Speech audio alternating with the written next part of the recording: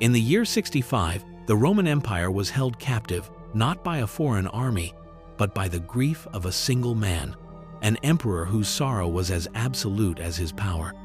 Nero, having lost his wife Poppaea Sabina, descended into a madness that sought to defy death itself. His solution was not one of reverence but of reconstruction, a horrific project born from obsession. He found a young boy named Sporus, whose uncanny resemblance to the dead empress would seal his fate. This is not just a story of a tyrant's mourning. It is the tale of how that mourning became a monstrous act of creation, how an emperor's desire led him to order the blade, to castrate a boy and forge him into a queen. In the year 65, a silence fell over the heart of the world, a quiet dread that emanated from the Palatine Hill and settled like a shroud upon the 7 hills of Rome. This was not the silence of peace, but the charged stillness that precedes a storm, for the mind of the empire, Emperor Nero, was fracturing under the weight of a profound and venomous grief. His empress, the beautiful Poppaea Sabina, was dead, and with her death, the last fragile restraint on the emperor's burgeoning madness seemed to have crumbled into dust. The sorrow of this man was not a private affair. It was a contagion, a creeping sickness that infected the very stones of his golden house. He commanded a funeral of such impossible expense and esoteric ritual that it bespoke not love, but a desperate, theatrical denial of reality, as if the sheer force of his imperial will could reverse the immutable fact of her absence. But when the pyres cooled and the public lamentations faded, the emperor's obsession only deepened, festering in the gilded halls of his palace. He wandered through rooms that echoed with her memory, his grief twisting from a lament into a furious, pathological need to reclaim what he had lost. It was in the throes of this decaying sorrow that his eyes, scanning the endless sea of faces that made up his court, found their anchor. He was a boy, a youth named Sporus, a footnote in the vast imperial bureaucracy until that fateful moment. For in the curve of the boy's cheek, the arch of his brow, the delicate set of his mouth, Nero saw not a person, but a ghost. He saw Poppaea. This resemblance was not a comfort. It was a catalyst, a spark that ignited a monstrous and unprecedented idea in the emperor's mind. A plan began to form, one born not of passion, but of a chilling, perverse logic. If he could not bring back the dead, he would recreate her. He would take this living clay and remold it in her image. The command, when it was finally given, was simple, clinical, and absolute, an order that defied nature and the gods themselves. The boy Sporus was to be unmade, his manhood carved from him with a surgeon's blade, so that from the scar tissue of this mutilation, Nero could sculpt himself a queen. To truly comprehend the grotesque creation of an empress from the flesh of a boy, one must first dissect the mind of the creator. For Nero was not merely a man, but a maelstrom of conflicting, ravenous appetites housed within a single, deified form. He was the artist as God, a performer who saw the entire Roman Empire as his captive audience, forced to applaud his every mediocre verse and clumsy pluck of the cithara. This artistic pretension was no mere hobby. It was a fundamental, all-consuming aspect of his being, a desperate need for adoration that curdled into tyranny when faced with the stoic indifference of the Roman aristocracy.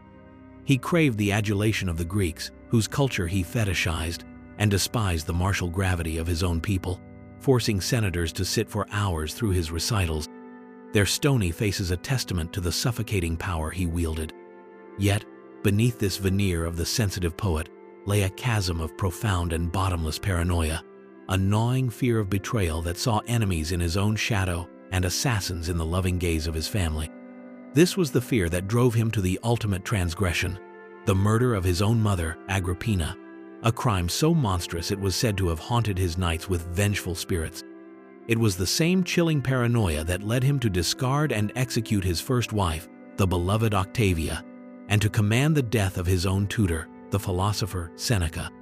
Each act of bloodshed was a desperate attempt to sever the strings of influence, to become an entity unto himself, untethered by loyalty or love.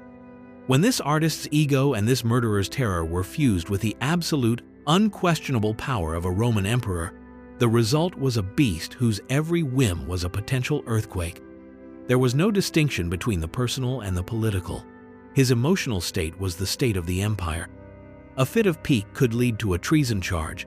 A flash of insecurity could sign a death warrant, and a wave of pathological grief, as the world was about to witness, could command the very laws of nature to bend to his will, plunging the empire into a crisis born not of war or famine, but of the broken heart of a single, terrifying man. The void that Nero sought to fill with the mutilated form of a boy was not left by an ordinary woman. It was a chasm opened by the loss of Poppaea Sabina, a figure who was less a person and more a perfect, glittering instrument of ambition and power. She entered the emperor's life not by chance, but by design, a creature of such calculated and legendary beauty that she seemed almost a supernatural apparition. Ancient writers spoke of her with a kind of grudging awe, describing the luminous quality of her skin, which she famously preserved in baths of ass's milk, and her exquisite amber-colored hair, which her husband emperor would praise in fawning poetry. But her physical perfection was merely the gilded sheath for a mind as sharp and as merciless as any dagger in the Praetorian Guard. Poppaea was a politician of the highest order, a master of the whispered insinuation and the well-timed accusation, who understood that in Nero's court, influence was the only true currency. She saw in the unstable, narcissistic emperor not a husband, but a throne, and she played upon his vanities and fears with the skill of a master musician. It was her voice that convinced him to cast off the noble and popular Octavia, a daughter of a previous emperor, and have her exiled and eventually executed. It was likely her influence that bolstered Nero's resolve to commit the unthinkable act of matricide against the domineering Agrippina.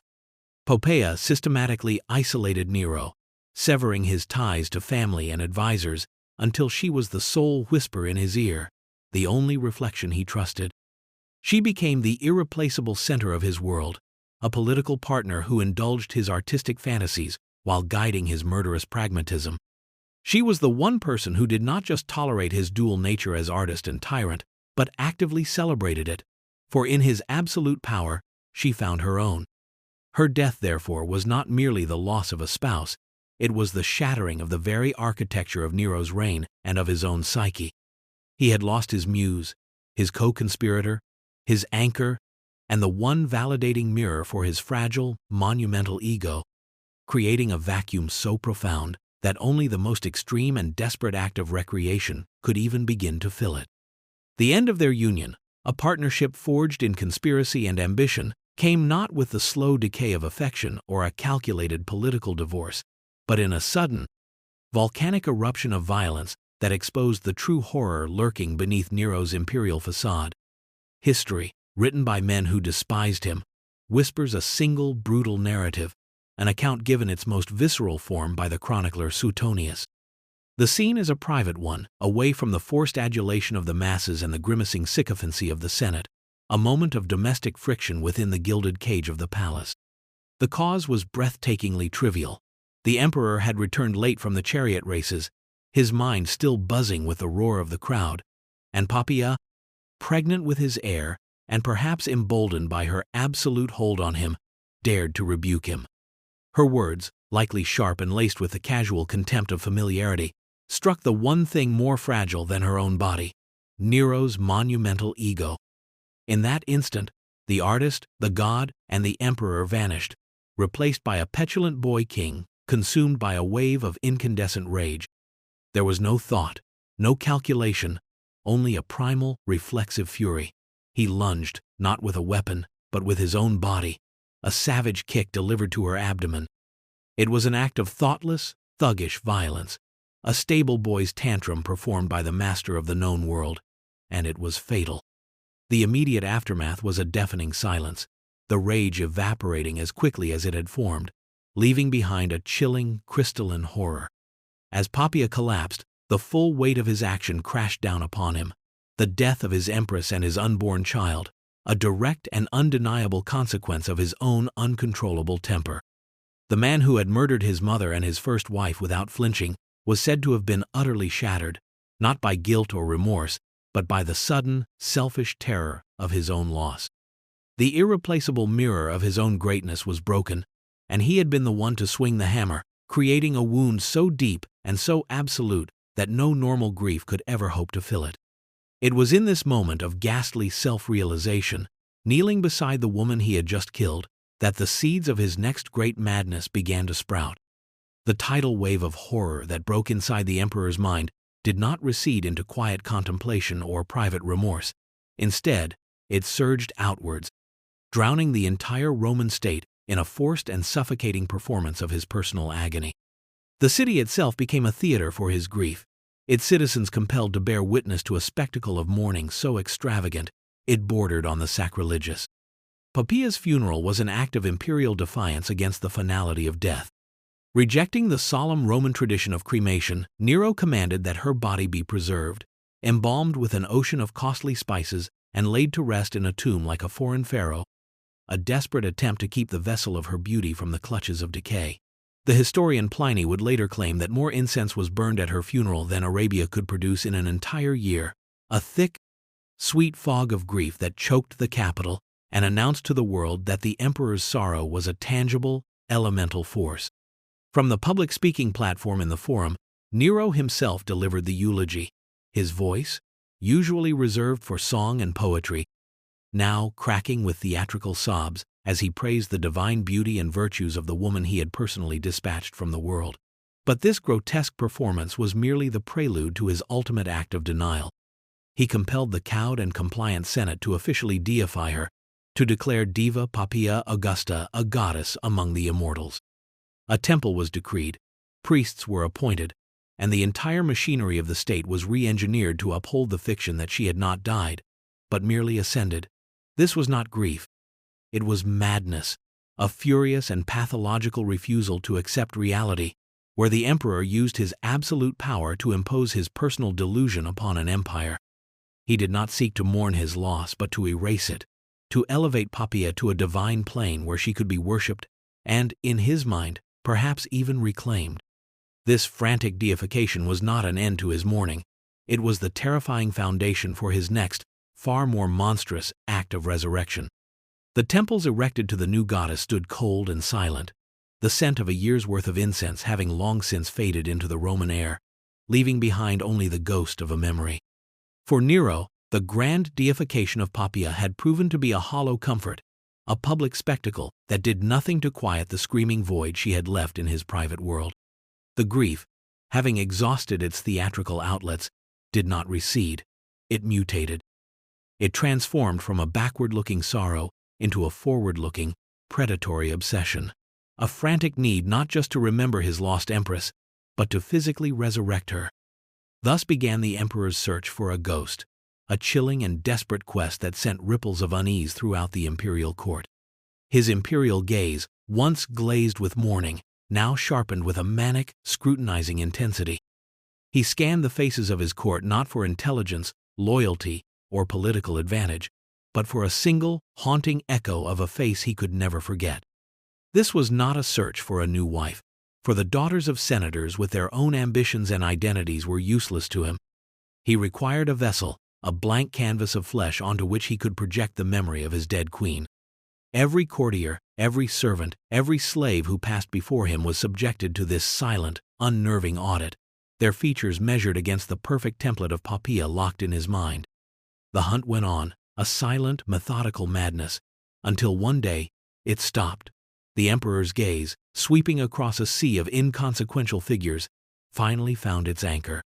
He was a young man named Sporus, a freedman of little importance, a boy whose life had been lived entirely in the vast, anonymous machinery of the palace. But his anonymity was shattered in that instant, for in the delicate architecture of his face, Nero saw her.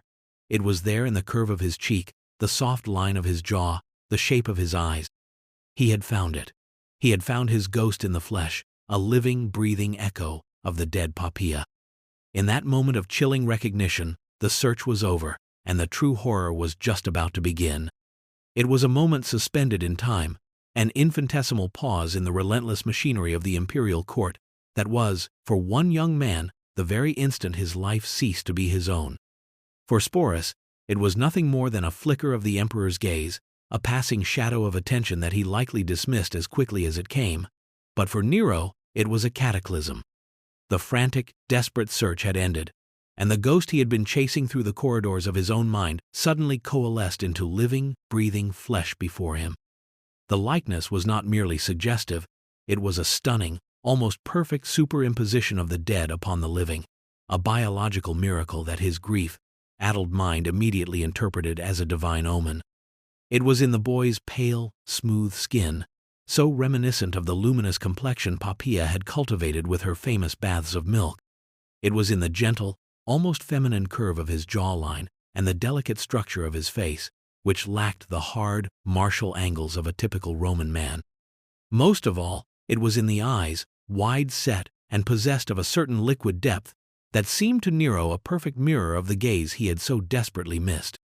In that moment, the emperor's obsessive mind began its horrific work, mentally stripping away the boy's nascent masculinity, excising any detail that did not conform to the template of his lost love. He was not seeing Sporus, the young freedman. He was seeing the ghost of Poppaea, not as the ambitious, cunning woman she had become, but as a pure, more malleable version, an echo of her youth. This was not a person standing before him. It was raw material. It was a vessel, perfect and empty, waiting to be filled with the spirit of his deified empress. And in the cold calculus of Nero's obsession, this uncanny likeness was both a miracle and a death sentence. The boy's face was his condemnation, a fluke of genetics that had sealed his fate more surely than any judge's decree. The emperor's quest was over, and a verdict had been rendered in the silent court of his mind. Sporus had to be possessed, preserved, and perfected. His identity had to be annihilated, so that Poppaea's could be reborn. The transition from recognition to resolve within the emperor's mind was instantaneous, a seamless fusion of discovery and intent. The moment Nero's eyes locked onto Sporus was the same moment the boy's fate was irrevocably decreed, for in the landscape of Nero's absolute power, there was no distance between a desire and its execution.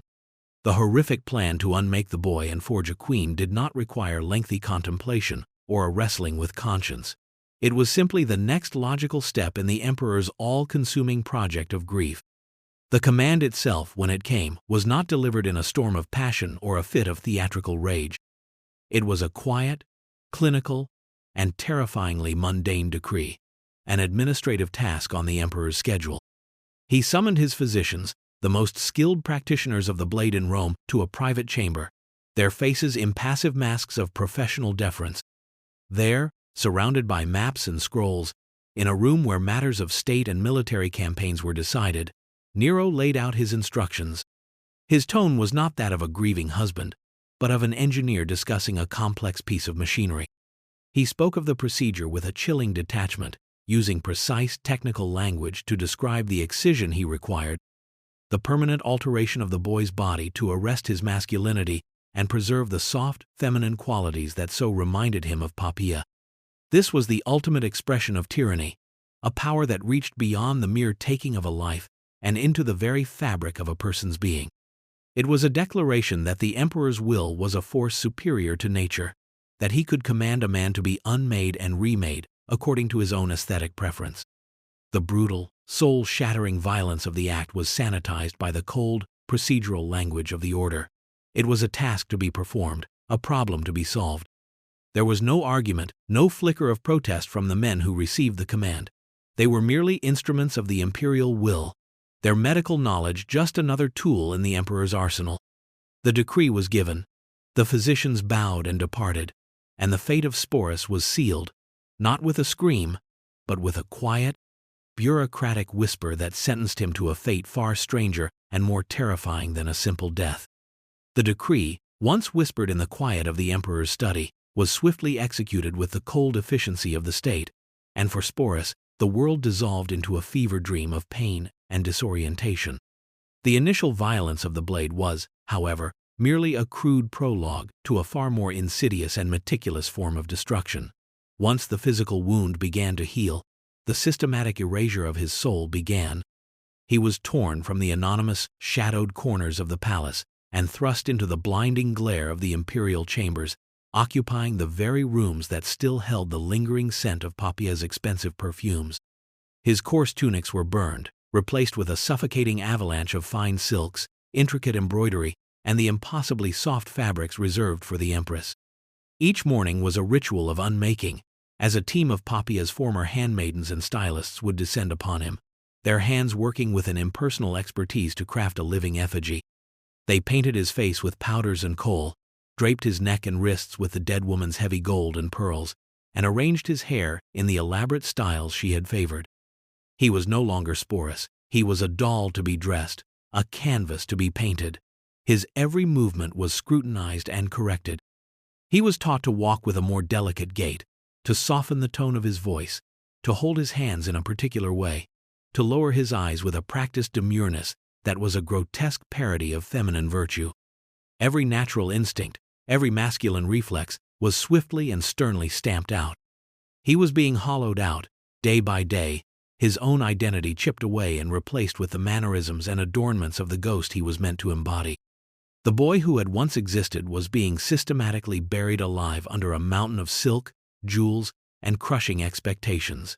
His own reflection in the polished mirrors becoming that of a decorated stranger, a haunted puppet whose strings were held by the whim of a grieving, monstrous tyrant.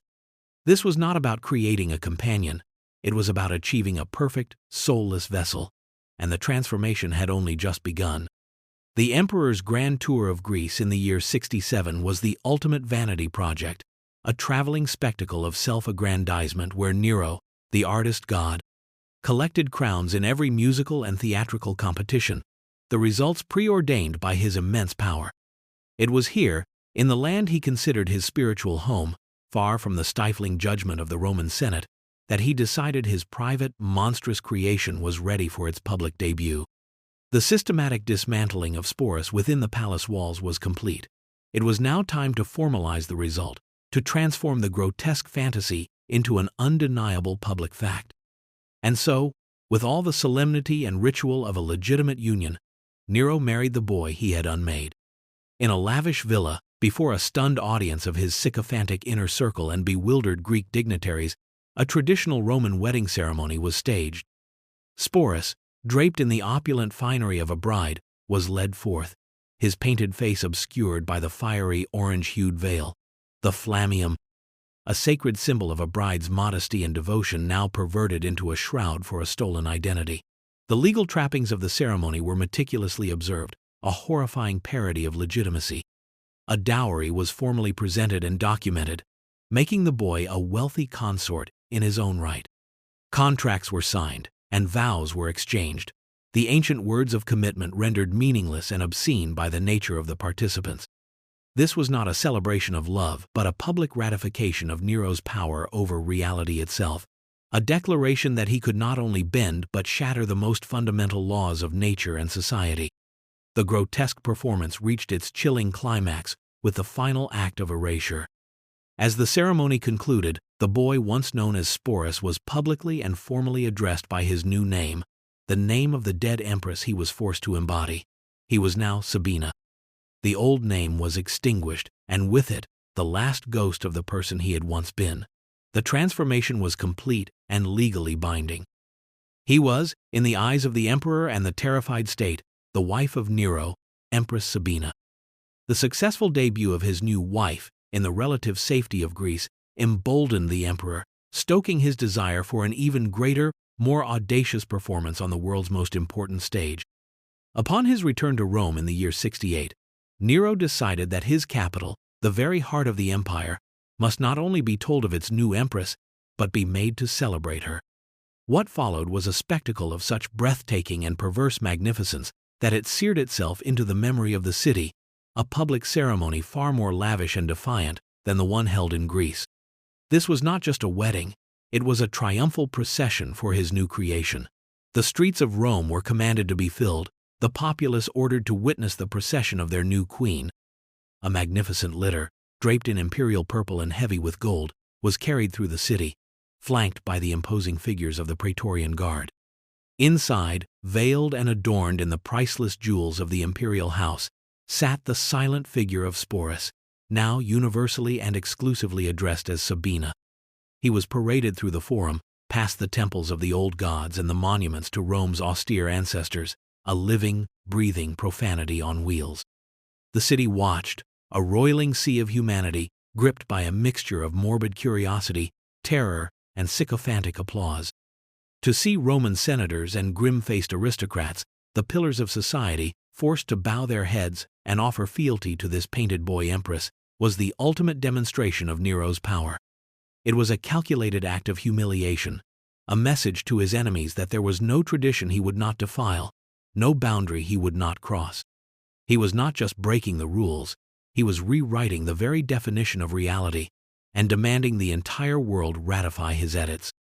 By the time the procession concluded with yet another formal exchange of vows, solidifying the union in the heart of Rome itself, the fiction was complete.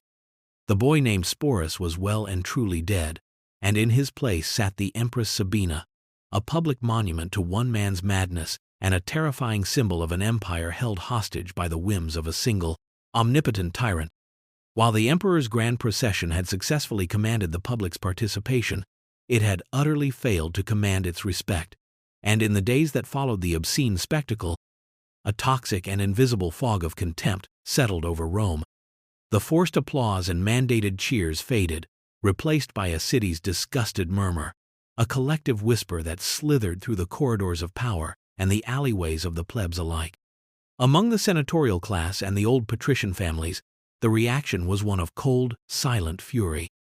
In the seclusion of their villas, they saw Nero's marriage to a castrated boy, not merely as an act of personal depravity, but as a deliberate and profound assault on the mos maiorum, the sacred ancestral traditions that formed the bedrock of Roman identity. It was a sacrilege against the gods, a mockery of the institution of marriage, and an unforgivable stain upon the dignity of the state. Their outward compliance was a mask for a seething resentment, a quiet hardening of hearts that began to coalesce into dangerous conspiracies. But in the taverns, the bathhouses, and the sweltering tenements of the common folk, this horror fermented into a different, more potent poison: ridicule. Powerless to openly defy the emperor, the people wielded the only weapon they had left, the sharp blade of gallows humor. And so, a grim joke began to circulate, passed in hushed tones from one person to another, its dark wit spreading like a contagion. The jest, as recorded by later historians, was as simple as it was devastating. The world would have been a better place, it was said, if Nero's own father had taken such a wife. The meaning was unmistakable and brutal. It was a retroactive death wish, a yearning for an alternate history where the monstrous emperor had never been conceived.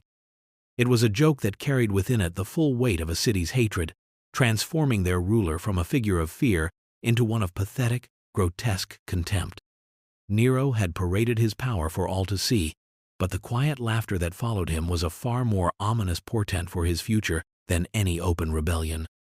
He had become a joke, and for a tyrant whose entire being was propped up by a fragile, desperate need for adoration, there was no more dangerous fate. The quiet, venomous laughter that had poisoned the air in Rome was a symptom of a sickness that finally erupted into open rebellion, not in the heart of the city, but in its distant limbs.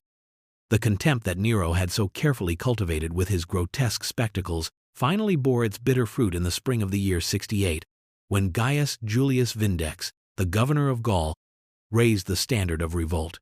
It was the first serious challenge to the emperor's authority, a crack in the monolithic facade of his power. Though Vindex's uprising was ultimately crushed, the spell of invincibility was broken. He had shown the world that the beast could be wounded. His defiance inspired another, more cautious, provincial governor, Servius Sulpicius Galba in Spain, to call his own legions to arms against the tyrant in Rome. Nero, cocooned in the capital, initially met the news with a characteristic display of arrogant disdain, boasting that he would quell the rebellion with his music and charm. But while his eyes were on the provinces, the mortal blow came from within his own house. The praetorian prefect, Nymphidius Sabinus, a man of immense ambition, saw his opportunity. Sensing the shift in the political winds, he moved to betray his master, promising the men of the Praetorian Guard a fortune in gold in Galba's name. The emperor's personal bodyguards, the very men sworn to die for him, simply abandoned their posts, melting away from the palace and leaving him utterly defenseless. With the Praetorians gone, the Senate, which had cowered before Nero for more than a decade, suddenly found its courage. The senators, many of whom had personally suffered his whims and watched their relatives fall to his paranoia, convened and, in a rush of newfound boldness, declared Nero a hostis publicus, an enemy of the state. The decree was a death sentence, granting any Roman citizen the right to kill him on sight. Word of this ultimate betrayal reached the emperor, and the last vestiges of his divine composure shattered, revealing the terrified, pathetic man beneath.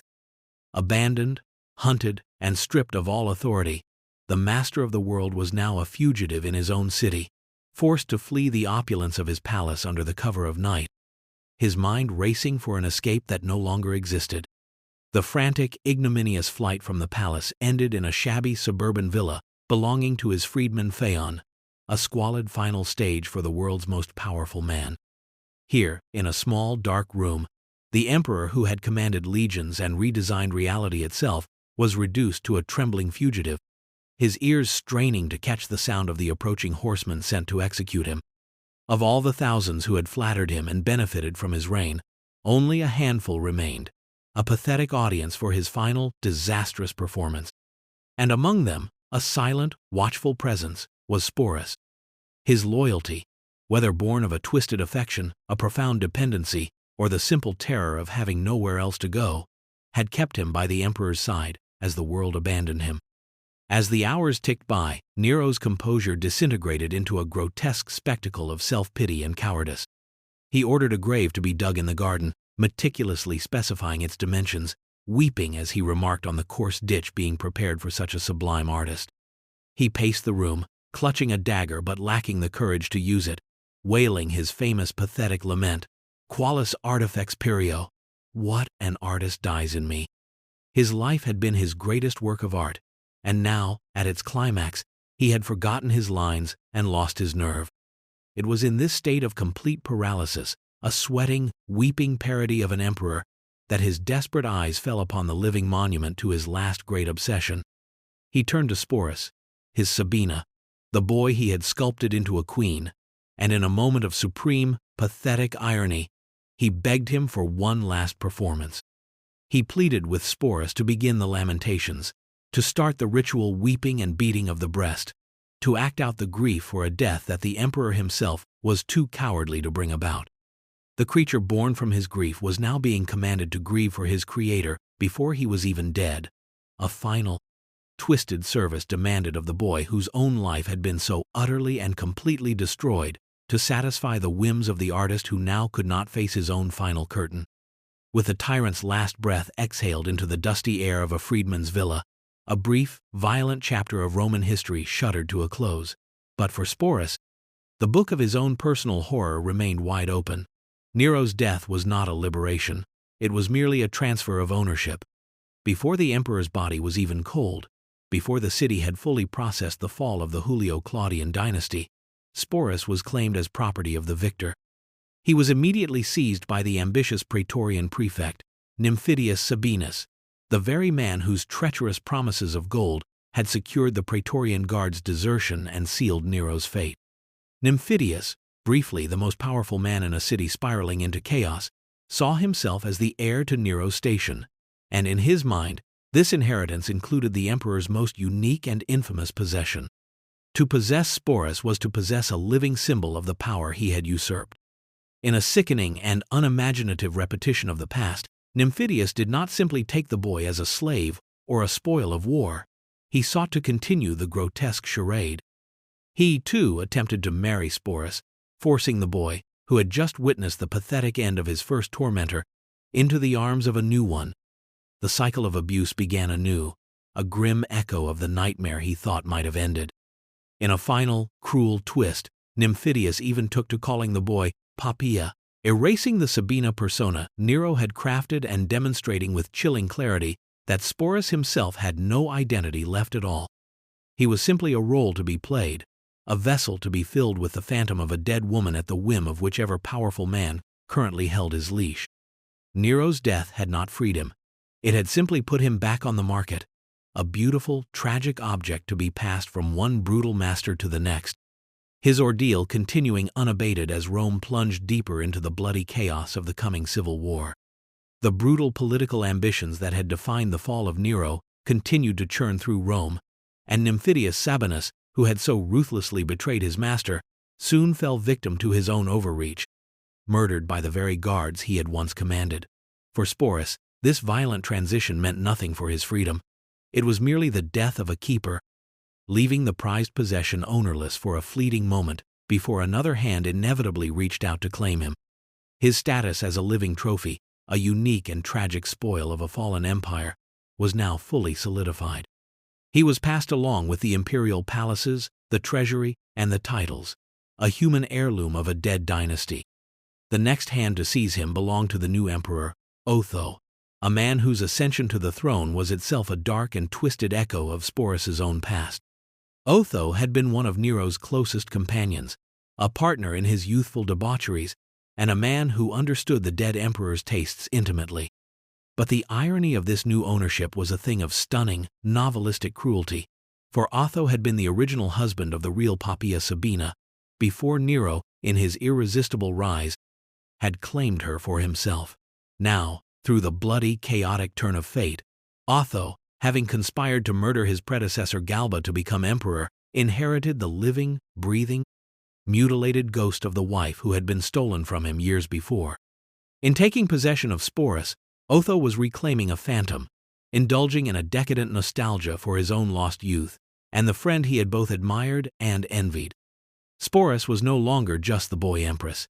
He was a relic, a direct physical link to the glory and the depravity of the Neronian court.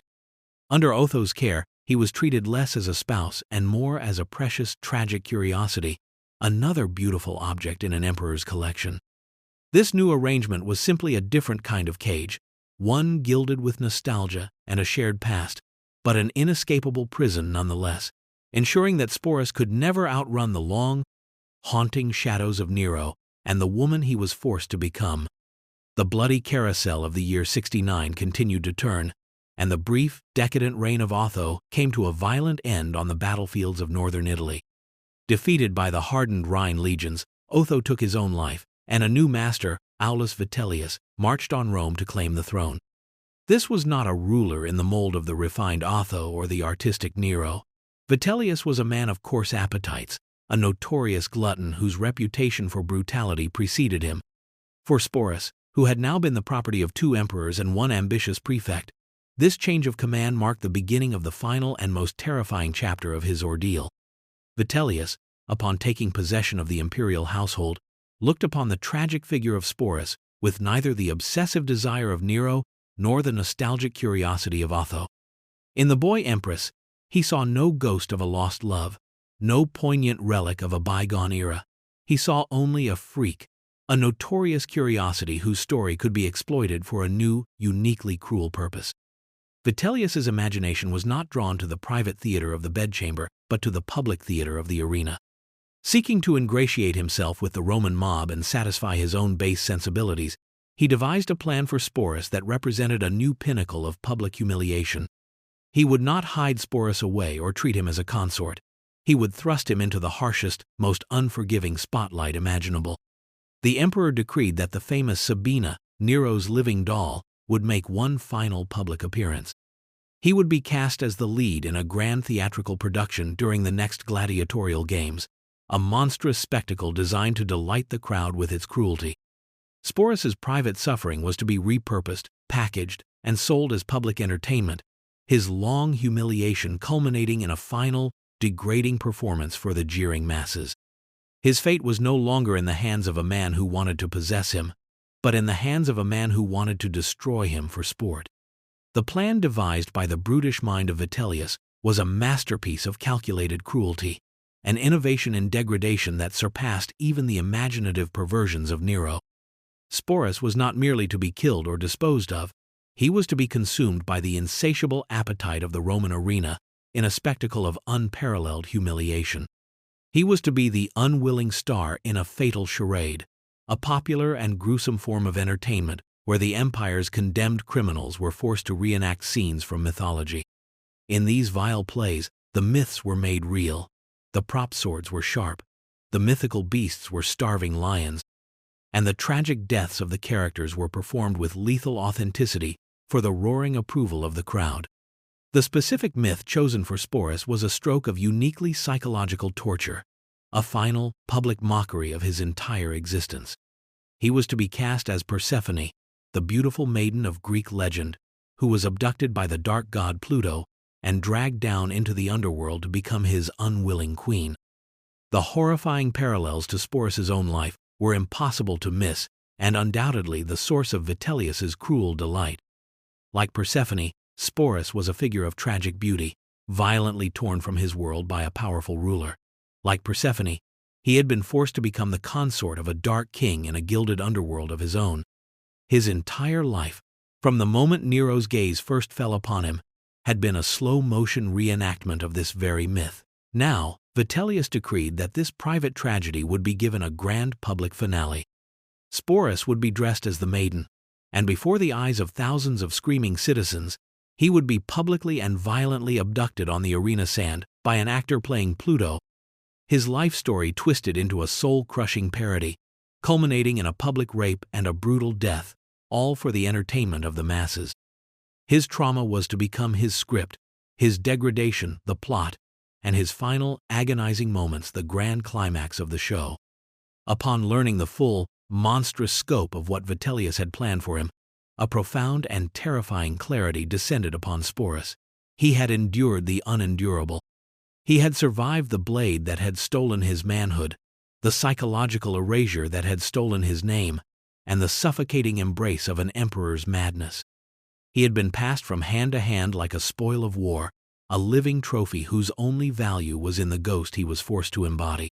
Through it all, he had been passive, a beautiful, tragic object, defined entirely by the desires and cruelties of others. But this final horror, this plan to have his life's trauma repackaged as a bloody, leering spectacle for the mob, was a degradation of a different order. It was a violation so absolute that it pierced through the years of learned submission and awoke a final, defiant spark of the person he once had been. To be dragged into the arena, to have his deepest wounds publicly reenacted, and to be violated and killed for the entertainment of a jeering crowd, was not a fate he would suffer. The fear of a simple death was nothing compared to the soul-annihilating horror of becoming a public joke in his final moments. In the face of this ultimate humiliation, Sporus, for the first time since he was a boy, made a choice that was entirely his own. He located a blade, not with the trembling indecision of his former master, Nero, but with a quiet, solemn resolve. There was no weeping, no lament for the artist being lost. There was only the silent, grim determination of a man reclaiming his final shred of dignity. He would not be Vitellius's Persephone. He would not be the mob's entertainment. He would not allow his suffering to become their sport. In a last, solitary act of defiance, he took his own life, choosing the quiet finality of a death on his own terms over the roaring, public desecration that awaited him. The boy who was forced to live as a queen died as a man, seizing the only power he had left and denying his final tormentor the satisfaction of the ultimate spectacle. The story of Sporus does not occupy a grand chapter in the annals of Roman history. It is a footnote, a brief and lurid aside in the biographies of the powerful men who owned him. Yet, it is in these quiet, brutal footnotes of tyranny that the true nature of absolute power is most intimately and horrifically revealed. His life stands as a perfect and tragic testament to the ultimate consequence of unchecked authority, the complete and systematic dehumanization of another human being. He was methodically stripped of every pillar of his identity, his name, his gender, his agency, and finally, his own life story. He became a living object, a vessel for a ghost, a trophy of war, and ultimately, a prop for a spectacle, his humanity secondary to the symbolic meaning imposed upon him by his masters. His tragedy demonstrates with chilling clarity how the private madness of a tyrant can never remain contained. Nero's personal pathological grief over one woman's death was not a private affair. It was a corrupting force that bled out into the world, leading to the public creation of a monster and the utter annihilation of the boy who was sacrificed to build it. The story of Sporus is the ultimate illustration of a tyrant's most terrifying power, which is not simply the power to kill, but the power to erase. It is the power to override a person's reality, to tell them who and what they are, and to enforce that fiction with the entire machinery of the state. Sporus's final, defiant act of self-destruction was the only way he could wrest back the pen and write his own ending. And so, his brief, tortured existence remains a haunting postscript to the age of monsters, a permanent reminder that for every tyrant whose name thunders through history, there are countless silent footnotes, the erased lives and stolen identities of those who were unfortunate enough to be caught in their shadow.